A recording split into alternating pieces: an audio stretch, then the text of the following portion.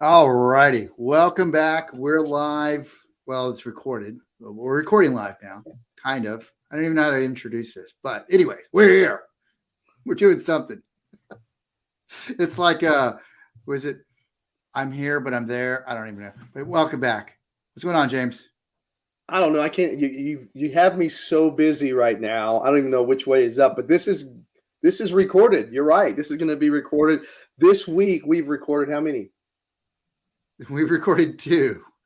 Well, there'll be one tomorrow. 2, and this is actually going to be, so this is 2 weeks in advance of when we're recording this. James and I will just be touching down in Orlando at PodFest.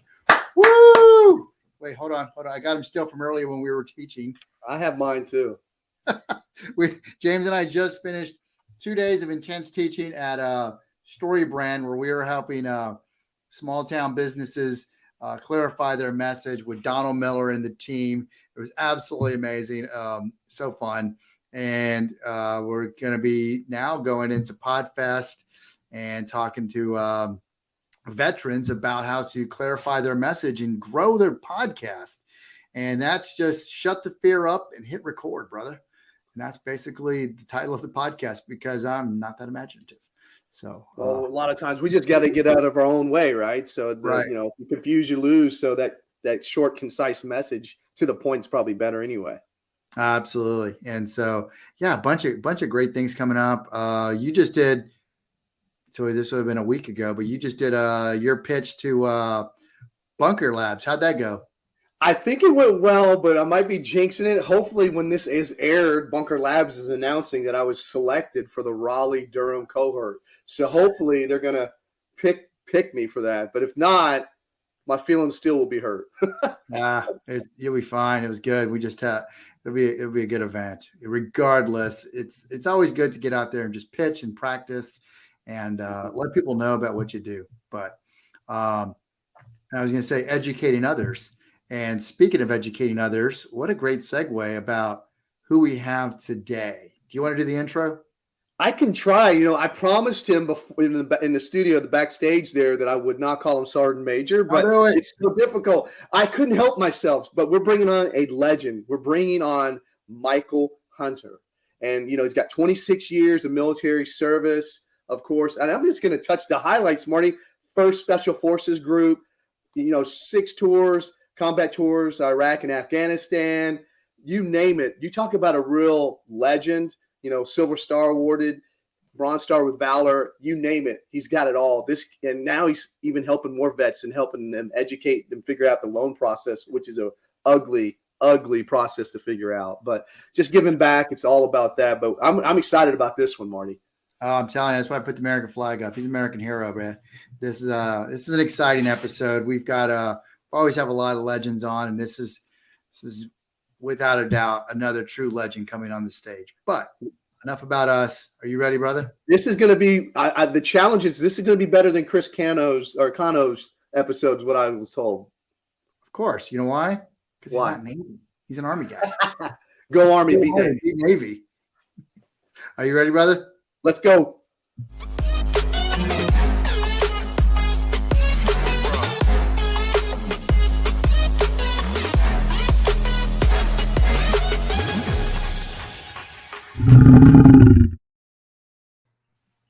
There's James. Even on the new MacBook, he's still hogging the screen. All right. Welcome, man. We are so excited to have you here, Michael. Dude, your resume is impressive. I had James tried to write me up one, and it still wasn't even half as impressive. He was like, it's just really impressive reading that thing. I think you had like 5 AAMs or something like that is what I put on yours. And I could hold my breath for 30 seconds, stuff like that. So I tried. Oh, man. So welcome, brother. Hey, thanks. First of all, James and Marty, for having me. I appreciate it. Yeah. Where are you dialing in from? I'm out here by Pinehurst, North Carolina. There you go. So just about an hour west of Bragg, in a big golfing and doctor community where I'm neither one. No. So not far from the center of the universe. Exactly. Got to stay close. That's cool. James out of Raleigh. So So if you ever need anything, don't call him. He won't be able to help. I can help. I can help find them buyers and sellers. I've got my real estate license. He would be my number one fan for, educating my VA loan folks. So it's true. There we go. True. So you're an Army guy. We touched on that briefly when we were throwing a little shade over on Chris Cano. So how did you get started in the Army? That's one of our first questions we like to ask. Was it a go to war, go to jail? Was it a family business? What's the story on that? Yeah, I mean, I guess, kind of the family business thing.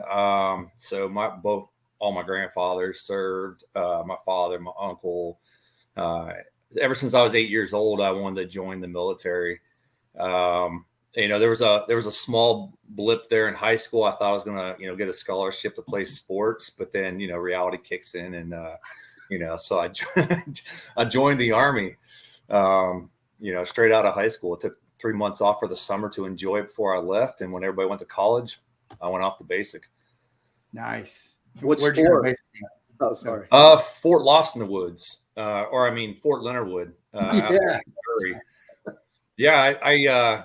I joined to be a 12 Fox, which actually phased out during basic training.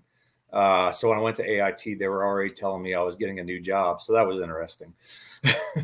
That's always fun. We had the same thing with was it 11 hotels and 11, they started moving everything. That was in the 90s. They started moving a bunch of MOSs around. That's awesome. James, you had a question about what sport? No, I just asked what sport you're talking about, being a professional athlete, possibly. What sport was the dream? And it was definitely not professional. No, I ran track and cross country. Thought that was gonna, kind of pay the bills to get through college and stuff. But there's not a lot of scholarships for that, surprisingly, or not surprisingly. So I just, when that wasn't going to pan out, I figured I didn't want to get stuck in Canton, Ohio, working in the factory. So I had to find something else that I really wanted to do. And my dream since I was a kid was to join the military. So I signed up and shipped out in September. And you're from Ohio, born and bred? I am. Canton, Ohio. Yeah, I grew up there my whole life. All right. Yeah. Home of the Football Hall of Fame. Yeah, I was going to say. So you're from Ohio and you went over there first, Lost in the Woods. And then that just started your career in the 12 series. Yeah. How long were you there before you decided to switch it up and go Special Forces? 10 years. 10 years. And you were like, yeah, I actually had thought at one point that a recruiter had told me from SF that I had passed my eligibility point when I pinned 7. And so I thought I was going to be riding it out from that point on, and as a 12 Bravo. And I was it was during the whole transition of the STB, the Special Troops Battalions and everything in the 82nd. At the time I was a first sergeant, and then my branch decided they wanted to send me out to Fort Lewis to be in a striker brigade. And I gave up being mechanized after about 5 years, and I wasn't going to be mechanized on wheels. So luckily I bumped in my original recruiter and told me I was still eligible to go to selection. So I took my shot. And of course, a lot of people were pretty happy about that. Division Sergeant Major, everybody, it was well received when I said I'm going to give up my company and go to selection. I would have loved to have been a fly on the wall during that conversation there, because that's what I really stood out to Marty and I when we looked at your bio. It was like, oh my gosh, you went after you were first sergeant. You didn't say before you were first sergeant. It was after you had already been a first sergeant. That's crazy. Yeah. Well, everybody was moving up, and it's kind of one of those deals like, hey, here's the company, and then hey, by the way, you're gonna have the company for the next year. And I was like, I'm going to selection. Yeah. Yeah, I enjoyed it. I have nothing bad to say about the 82nd. I just had no desire to go to Fort Lewis to ride around the strikers. To me, it just wasn't very, I don't know, it wasn't fun for me, and I wanted to continue to do what was fun. So I had a chance to pursue my final goal and in the military and to be a Green Beret, and I took it. Didn't look back, no regrets. So that right there is impressive in talking about, because you're that's not normal. No. You know, going, I mean, that's, you know, how old were you when you made this decision? I think I was 27 or 20. I think I just turned 28. Yeah. I was 28 years old when I reported selection. And the average age the average age and rank of people that are going through selection is a bit more junior, right? They're much younger now. Yeah. And so, I mean, but for civilians that are watching the show, they're like, "Oh, you're still a young pup." But what you're going through, you're like, "No, it's a young man's game, going through selection." Yeah, I was just coming back from my third deployment to Iraq and Afghanistan. I had blown out or tore, I believe, both meniscus in my knees, and I had a bunch of stuff going on in my shoulder that I delayed a surgery way too long for. When I went to selection, so it made it a lot more fun while I was there. Yeah, I love that mindset. That's awesome. It was more fun. Yeah, I mean, things just ached a little bit more. You're like, why not add a little bit more complexity to this course already? That is crazy. So what I love that you didn't. When did this Special Forces dream start? I mean, was it then when you were like, striker? I've always dreamed of being Special Forces, or actually before that? No, but it would kind of look like that, right? No, so when I was initially coming to the military, I wanted to go to a ranger school, go to Ranger battalion, stuff like that. But I knew nothing about how all that stuff worked when I talked to my recruiter, like every other 18-year-old kid. And so I was just signing up for everything, and at that point, they informed me like, hey, you're not going to go to Ranger school. And when I went to my first mechanized unit, they're like, yeah, you're not going to Ranger school from here. Not at Fort Hood anyways. Right. And so I kind of started to hear about Special Forces for the first time. Yeah, I've seen the movies and stuff when I was a kid, but that was the first time I started to hear about it. And so I was like, this sounds like something that would be exciting and fun to do. If I'm not going to be able to go to Ranger school, and I can definitely go to selection, then that's what I'm going to do. But I kind of put that on hold for a little bit. My wife got pregnant with our first daughter, and so I wanted out of the mechanized world. So I re-enlisted to go to Airborne school to at least get to Fort Bragg, the center of the universe, right, land of opportunities. And it really was for me. It was the best decision I made at the time, and it opened that segue to just go to selection from there. I just was trying to let my body heal, and then it kind of came to a point where, well, now you don't have a choice. It's either you can go out to Fort Lewis or Yeah. Most people don't go to Bragg to let their body heal. No. Yeah. Again, didn't really think that one probably through all that much, but. Well, at least you're better off than I was. When I signed up, I thought I was going into the Air Force, and I was in the Army. I said, wait a second, that's not the contract I signed. It was. Yeah, James got hurt pretty bad. He famously fell out of a 5-mile run on Gruber, and he actually claimed that it was a little twig about this big, and he came back with it in a Ziploc as if it was evidence in a crime scene after PD. He's like, I found it. It was this. This is how I rolled my ankle. And we just kind of all rolled our eyes. Okay, XO. So, well, I knew the company commander, and he was going to do a 15-6 on it. So I had to make sure that I grabbed the evidence of the twisted ankle, because what happens if you fall out of a run. You're finished at Bragg. So no matter what unit you're in at Bragg, it's over. I think Marty was the one that was yelled at the ADCO. Wasn't that you during the All-American? No, that was you. That was you who was yelling at him to turn his shirt inside out, and he was a dirtbag. And so it was a different army then. He did. He fell out of the run during All-American. You know what happens on that long street when you fall out. I think he was trying to turn that T-shirt inside out, and you head for the wood line, so nobody can figure out what unit you're from. Right. Yeah, James was yelling. James famously did a lot of yelling at ADCOs, drop zones and All-American runs, and so he's I called him the carpet more than a few times. That's why I didn't make it past captain in the 82nd. But anyway, so So yeah, so you did this transition, and what was the biggest change once you got over to Special Forces, coming from your experience at, from Hood to Bragg? That's a big change. And then now you go from Hood to Bragg to Special Forces. That's just another huge environment change. I think the biggest one is you're, especially as a senior NCO, going through this and having been in the 82nd for so long. I spent like 5 years there. Yeah. So you're not the traditional selectee coming through the pipeline, and I took a lot of grief from instructors and stuff like that, messing with me about my career plans there, and even my team sergeant when I first got to my first ODA,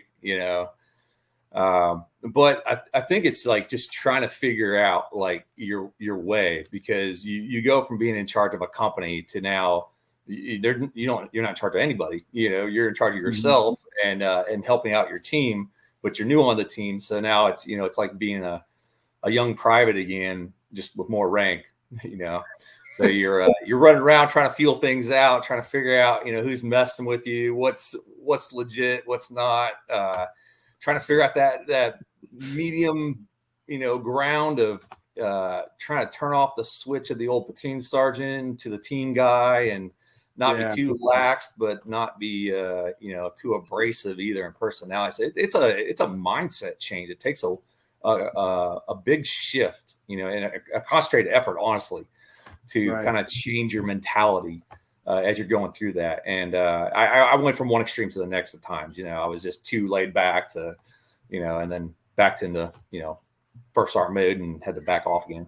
That's what I'm saying. It had to have just been like, whoa, it's you've got to go through some sort of metamorphosis of just like, bam, it's almost, we have a little bit of that, not much, but when you're switching out of command and then going into a staff role where you're like, okay, I was in charge of 300 people. Now I'm in charge of my pencil and my keyboard. This is mine now, and that's it. So, so you're going through totally different, where you were like, at Bragg and you're in charge of everybody, and now you're there. I mean, plus, and people are messing with you, like you were saying. I mean, oh, absolutely. You get all the great nicknames, and there's imagine the spotlight that you had on you when you were going through selection. Just everyone's already read your bio and your resume before you showed up, so they're gunning for you. So you probably had double the pleasure, double the fun. There's instructors pull you aside and be like, you're eligible for 8 right now. You're giving me a team sergeant. I was like, no, I highly doubt they're gonna make me a team sergeant when I first get there. Knowing that's not obviously going to happen. Well, I didn't know what to expect when I get there, but obviously it wasn't going to be a team sergeant. But you're just trying to feel your way through, and go with the flow. But yet you're trying to relate and keep up with these. And this is one, like you said, the younger guys going through, right? I mean, I had one of the classes where they brought back the program to, I just skipped my mind, but bringing, off the street civilians into the SF selection process, and SF babies or whatever. And, and it was, I'm expecting a bunch of 27 to 30 something year olds to be running around, and now I got like 18 and 19 year olds, and I'm kidding myself trying to keep up with them, Right. Oh my gosh. Yeah. That's gotta be totally, I mean, I can't even imagine. Oh my gosh. Because you're dealing with different things. Like you're dealing with those guys that are doing that. And then you're dealing with the reindeer games of where they've got your E7 level of go look for a box of grid squares, And then you've already have the experience, you've got folks, you've already had combat experience at this point. Then you have individuals that come in just straight from, either high school for, going straight into selection. That process was probably open during that time too. So I can imagine, we're talking about it from that perspective, but you probably were a wealth of knowledge for your team that was going through there through the actual course. I tried to, help out where I could. I'd been to Ranger School, Sapper School, so I had some patrolling experience, a couple combat deployments and stuff. But initially, there's a lot of animosity because the younger kids go through, or young adults, I should say, they go through a program to get them ready for selection. And I didn't have to do that. So I didn't have that, that rapport built with them. And so, it's like, anything else in SF, you're trying to, navigate your atmosphere there and figure out, in the environment as far as how you're going to build rapport with these younger guys and show that you can add value to the team, that you're not just like this old platoon sergeant guy that they all resent, by the way, because that's what all their instructors are. So, it was difficult with that piece again, as I'm trying to figure out, my identity as I'm changing out of one part of the military I've been in and entering another. But I really enjoyed it. For me, it was like 10 and a half months going through the Q course. Everybody was extremely professional. It was exactly what I was expecting as far as from my SUT instructor going through my MOS phase all the way to the end of graduation. I was really impressed with everything, and then getting out the first group, and that was awesome. I mean, that was the dream come true when I finally showed up. It's like, here I am, and then it's like, all right. And figure out what I'm doing now that I'm here, because you learn just enough to get you, to build a little reputation. But from that point on, it's all on you. You gotta bust your butt every day, to earn your spot on that team. So then you did it. You got on the team and you earned your spot. And then you were successful. You made the transition yet again. And so that was, that's impressive though, that you were able to reinvent yourself essentially, because that really is it really is. I don't think people that don't really know much about what that entails, going from hood to 82nd to Special Forces, especially as an E7, what that entails. I don't know. I appreciate that. I was just like, wow, it really is impressive, Mike. Brother,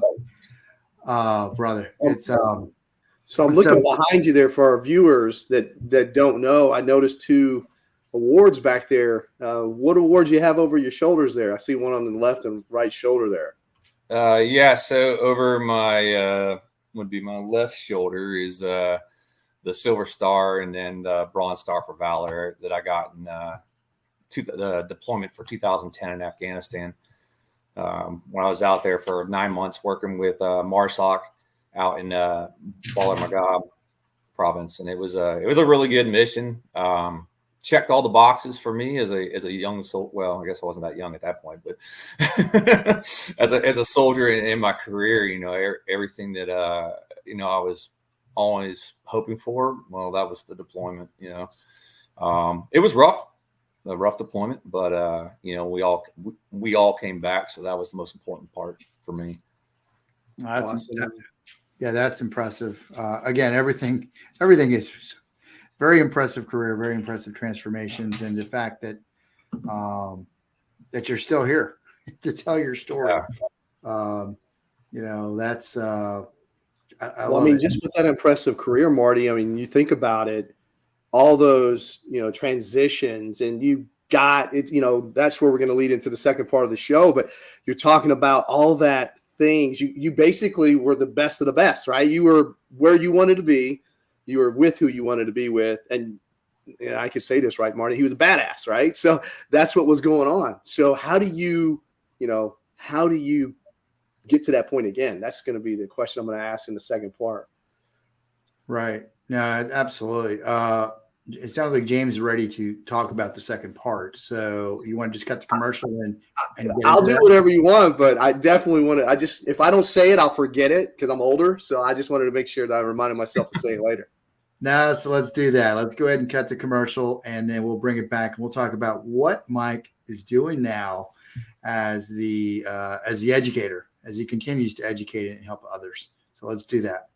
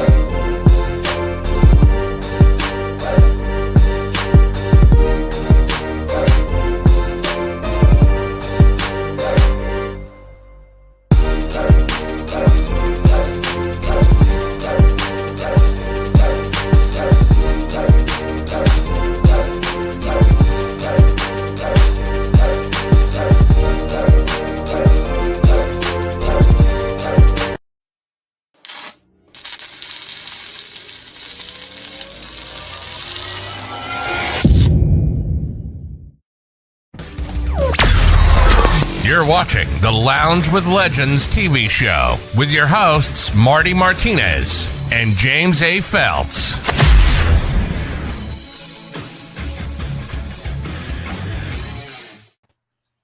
All right, James, since you're on the main screen, go ahead and bring us back in. So I prepped this, and I'm going to go back to this first half of the show by asking. No, I'm just kidding. Sorry, but pull me back over where I'm supposed to be.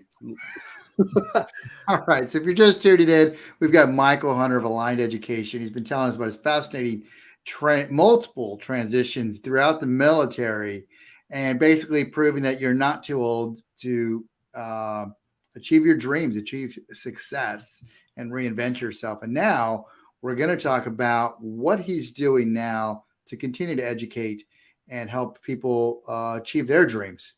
So is that about a good enough setup to what you're doing now, Mike? Yeah. All right. So what are you doing now?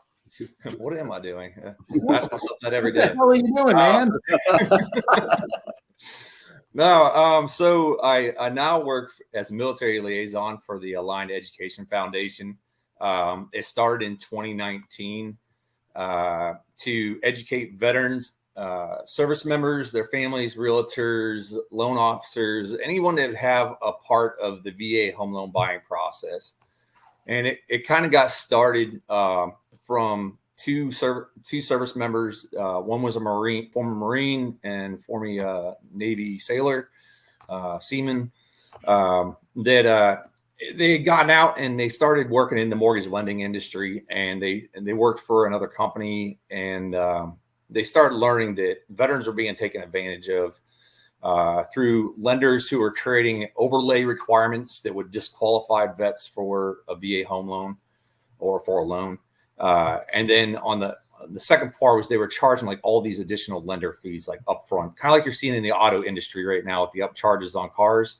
Kind of the same concept, where I'm going to charge you thousands of dollars today, and I'm going to make, 10 times that off the lifetime of the loan, off that quick commission. So they got frustrated, and they decided they broke away and started their own business. But then in 2019, decided to start up this foundation just to go out and educate. And so that's the first part we do. And then the second part is facilitating the loan process. So, as the service members going through the home buying process with their lender and with the realtor, just kind of being there as a resource to help them navigate, that space, to be able to, look out, be someone batting, in their corner, basically, that's fighting for them, looking at making sure that the deal they're getting is a solid deal and not being taken advantage of, looking for those red flags that jump out at you. And just, helping them as far as negotiating with the lenders and stuff sometimes. And then the last part is just giving back to the community, donating your time and stuff, working with other nonprofits, veteran small business owners, just, helping build relationships. So it's a self-rewarding job. I do enjoy it, working with veterans and stuff and helping them achieve their dream. Yeah. Now you're in North Carolina. Are you just help people in North Carolina, or are you national? No. So when I got hired, my boss had told me, hey, we're going to create a position for you in the Carolinas. However, use your network. So I instantly, hey, this day and age, you got to be on social media, Yeah. So I went to LinkedIn and started connecting with as many people as I could from just different industries that were tied to, our veterans, other nonprofits, and started building relationships with them. And was able to, help support service members that are transitioning, that are looking, coming back to the States, or PCSing, looking for homes.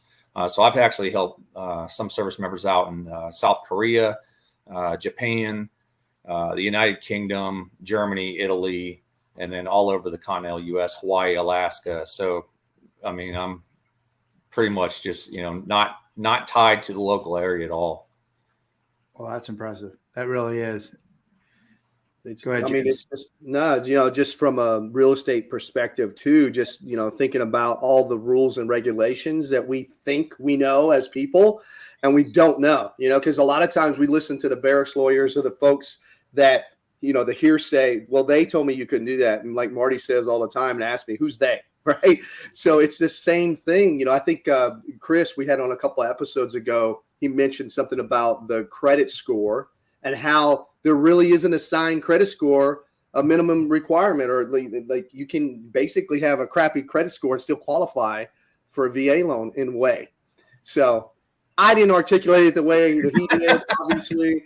I'll refer back to you. But he did mention that a lot of people were getting disqualified for scores that are not realistic for, you know, a young private or something like that. So so that speaks to the overlay requirements that some of these lenders are creating. So you have lenders that will say like, hey, we're not going to deal with anybody that has below a 680, 720 or whatever credit score.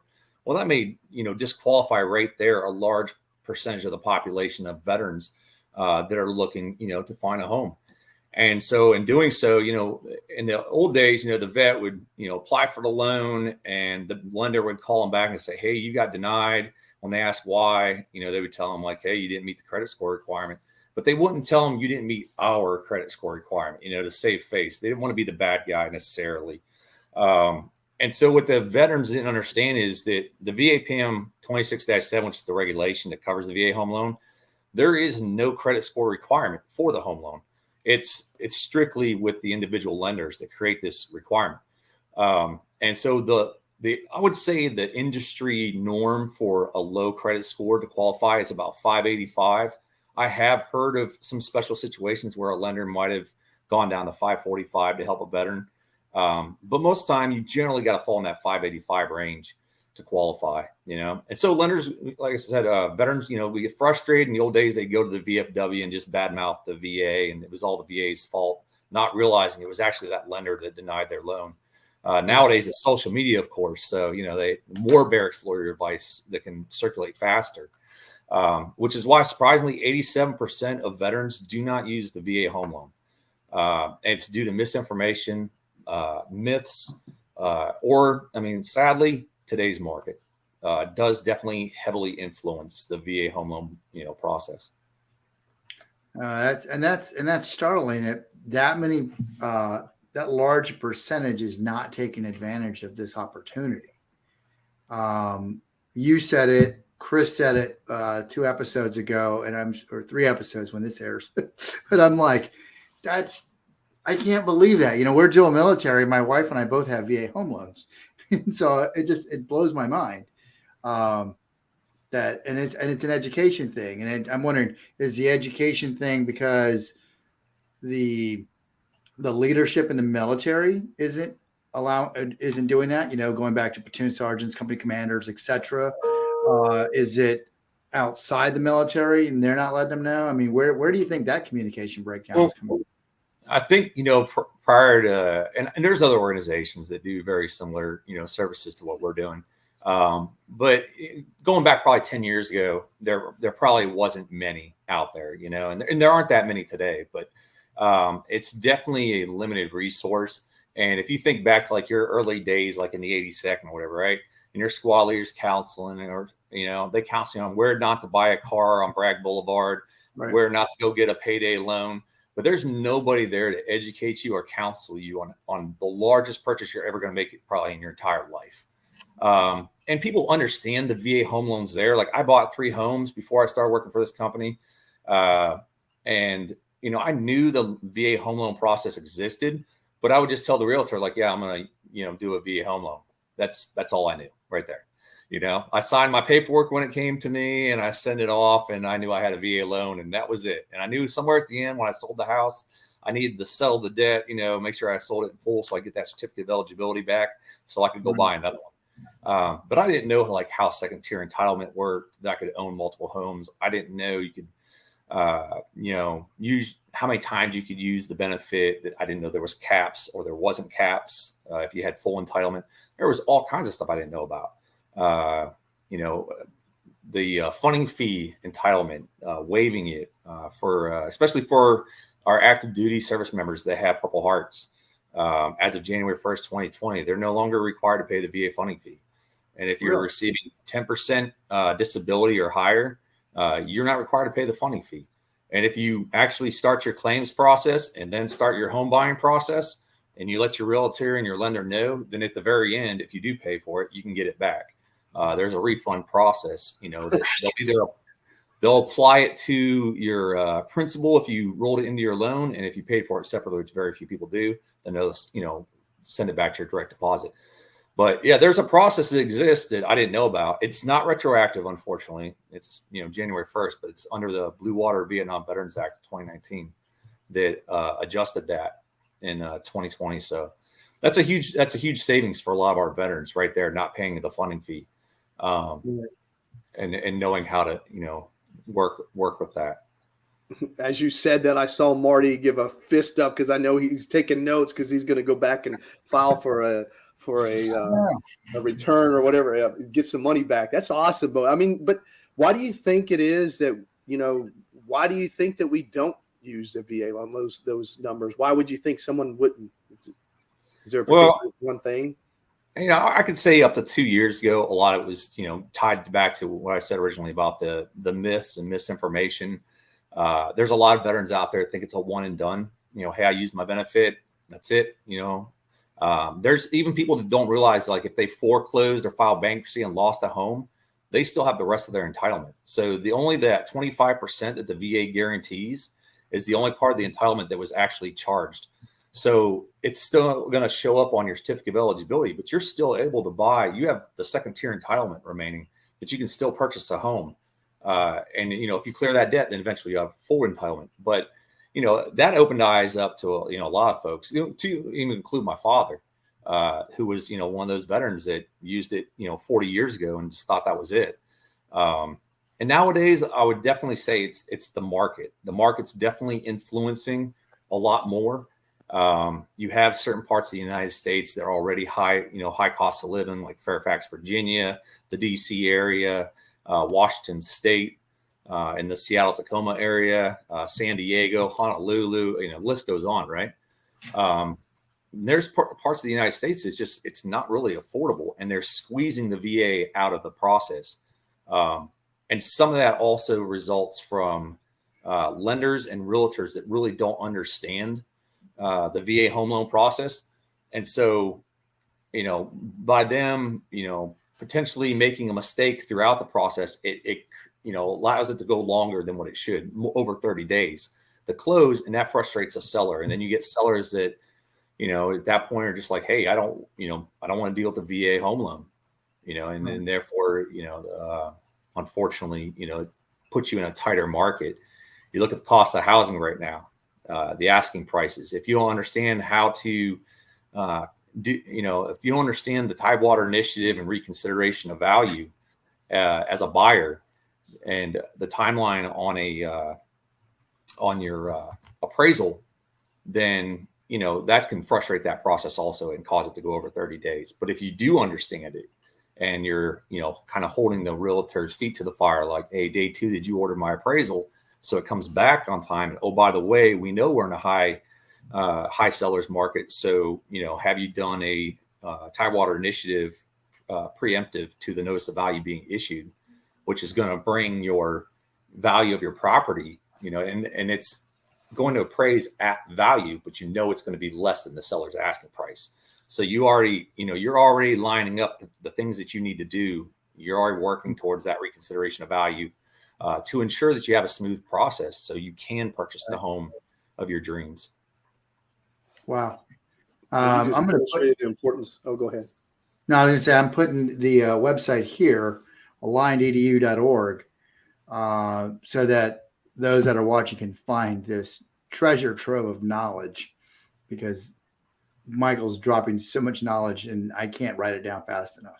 So, are you doing live speaking thing with this, or are you okay? So, so what we do, we do seminars. So we'll set them up for large organizations. We can do it for military organizations, veteran organizations, realtors. And so we'll hold a seminar. It's about 45 minutes to an hour. We'll either do them online virtually or we'll do them in person. And so if we do it in person, it's about 45 minutes with 15 minutes of Q&A at the end. If we do a webinar, we'll actually have another military liaison in a chat room as a moderator to they'll give you real-time feedback on your answers. That way, you don't have to wait to the end, forget your question. You can just ask, and if for whatever reason we can't answer something, generally speaking, I always tell everybody, hey, within 48 hours, I'll get back to you with the answer. Realistically, I'll get back to you in an hour or two, but I just tell people 48 hours for a little expectation management. So in case something comes up, but we try to answer stuff as quickly as possible to help you out. And we're always available, after the seminar too, to be able to reach back and just, if you have questions about any portion of it, the information or any of the resources on our website, you can, reconnect with us and, we'll help you out in any way possible, connecting with other VSOs if needed.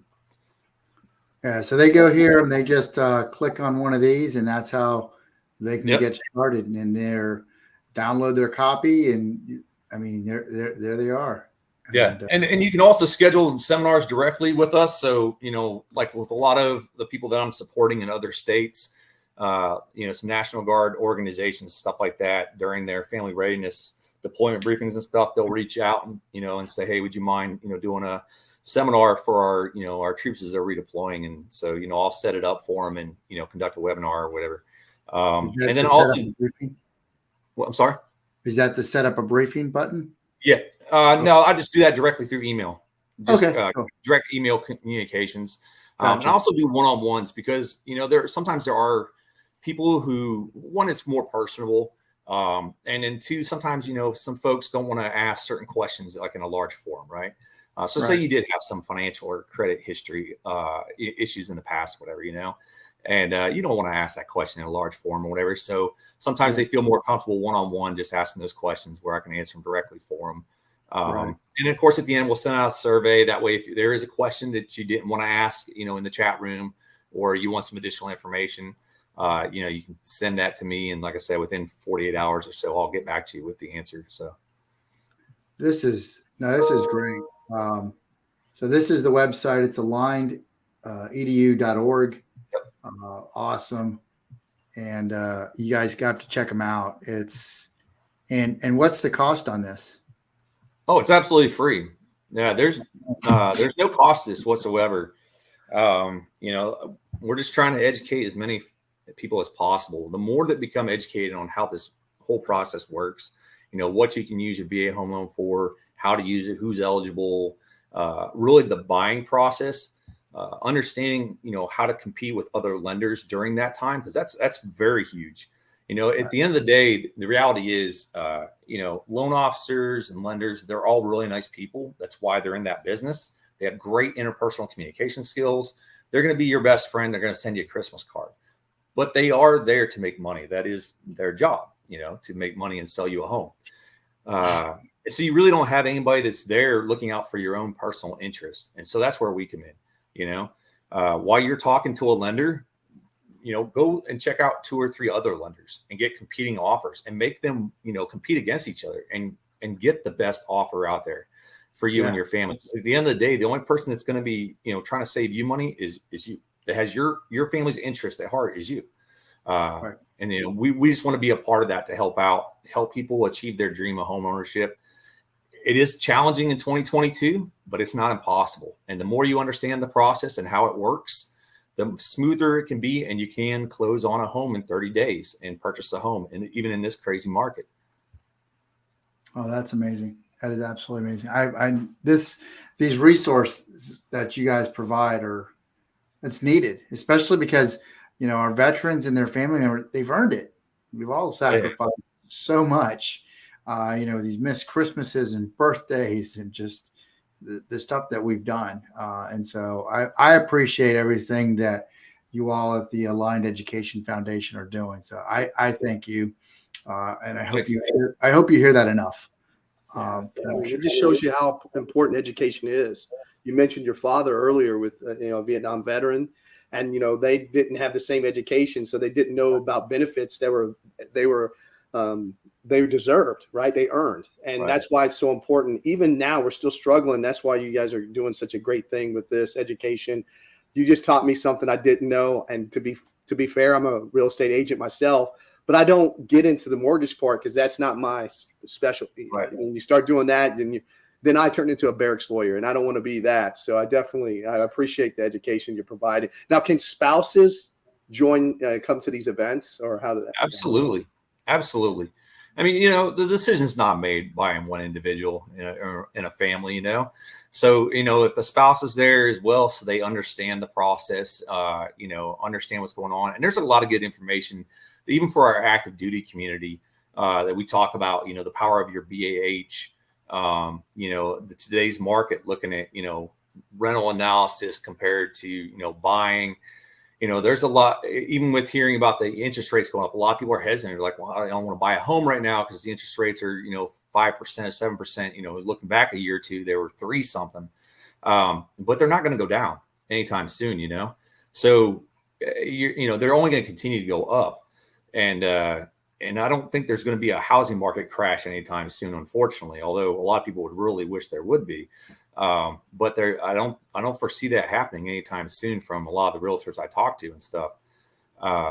So, you know, like I said, it's just understanding, you know, today's market, you know, how to navigate it, getting pre-approved, which builds confidence in those sellers that may be hesitant to work with the VA home loan.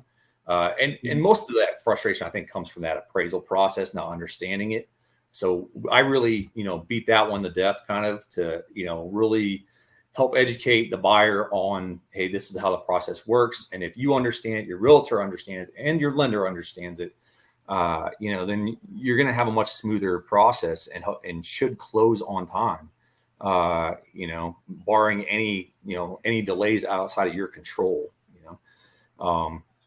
It's just important to understand those steps, and even understand if you buy a house in today's market, you know, the VA IRRRL interest rate reduction loan program, that you can reduce your interest rate, you know, after 6 months, minimal closing costs, which are designed specifically to save you money long term. This is why it's, you know, the guidelines are written the way they are, and what to look out for the, you know, like that junk mail that's going to fill up your mailbox on Monday and Wednesdays once you qualify for that IRRRL program.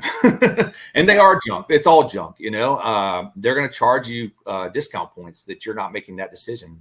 And those costs are going to exceed those minimal closing costs by the VA guidelines. And so that ends up coming cash to close out of your pocket. So, you know, throw that stuff in the trash, find those veteran reputable lenders. And I always tell, you know, the service members and vets that I work with, you know, if you find that deal, the right deal for you and your family, you know, feel free to reach back out to me and let me know what some of these lenders are, you know. So that way I know who's the good ones, but still, so I can tell people like, hey, all right, now you know lender A and lender B. Now make those two, you know, battle it out for your business.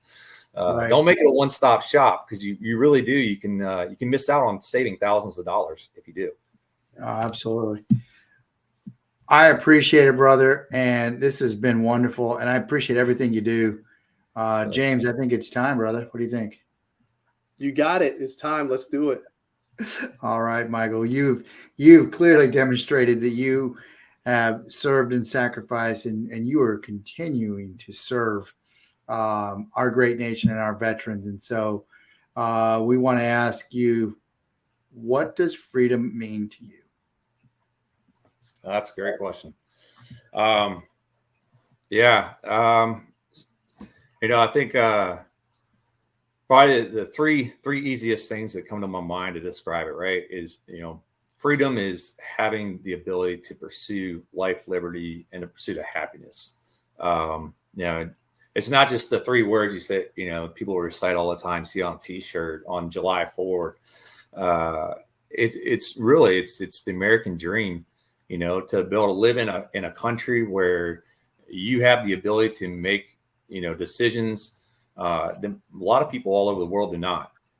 You being free to, you know, live your life the way that you want to live your life, you know, to pursue those goals and those dreams that you wish for, and you should. You know, this country is a, you know, as much as people want to complain about things on social media and the media, still one of the greatest countries in the world. We're not perfect by no means, but it's still one of the greatest countries to live in the world. And living here and living as a free person in this country is one of the greatest things, greatest gifts. And you you gotta definitely you take it for granted at times. You really do, because there's a cost that comes with it. You know, Ronald Reagan says it best. You know, it's not going to be inherited in our bloodlines. We got to fight for it and continue to fight for it. Otherwise, one day we'll be talking about how it was like to live in America as being free. Oh, brother. You know, and it just dawned on me as you were saying that when we air this, we will be entering the weekend of Memorial Day. And so those freedoms were given to us by those that did sacrifice. And so we do have the life, liberty, and pursuit of happiness, like you're saying, because of those that gave up 1,000 for tomorrows so that we can live free today. And so I appreciate it. And that was absolutely amazing. And I appreciate you. So, and everything you're doing, man, you just really appreciate this episode and everything you're doing. Go check them out. alignedu.org. I had to look, make sure I don't mess it up. So go check them out. They're doing great work over there. And there it is. Check them out. And we're going to put you in the green room. And we'll follow right back up with you as we close out the show. So thank you, sir. All right. James, I told you I was going to be an amazing one, didn't I? You did. No surprise. It was great. I mean, it just shows you how important it is that we continue to learn. You know, no one knows it all. You got to have somebody to educate you and help you through the process that is an expert in that field. So I appreciate, Michael's continued service to his fellow veterans and military spouses. That's awesome. I mean, it's a good story, it's a really good story, so I'm trying to look ahead. So that airs on the 25th. So after this, we're going to have a ninja on the show. I was going to say, so we're going to keep with the Special Forces theme. After this, we're going to have Jessica Lopez, Special Forces spouse, the Code Ninja. She started a franchise, Code Ninja, here in Northern Virginia. Absolutely wonderful, helping children, specifically my daughter, Isabella, Code Ninja, learn how to get started in coding. So it's wonderful. Like my kid's 9 and she's already coding video games. She's going to learn Python, data science, all this crazy stuff. So you're not going to want to miss this one. It's on June 1st. It's going to be a fun one. So let's close this one out. I think it's a great episode, and let's end on this note. Are you ready, brother? Close it out. Thank you for your service. Airborne. You've been watching the Lounge with Legends show, countering the narrative that veterans are all broken misfit toys. Veterans are the lifeblood of American freedom. Serving in harsh situations, coupled with their training, have forged them into some of the most resilient and capable leaders in the world. And that's where we come in, celebrating the success stories, taking you on a journey of transformation from military to business. We hope you enjoyed the show, and we'll be back soon. But find us on Facebook at Lounge with Legend or at JTF214. Till next time,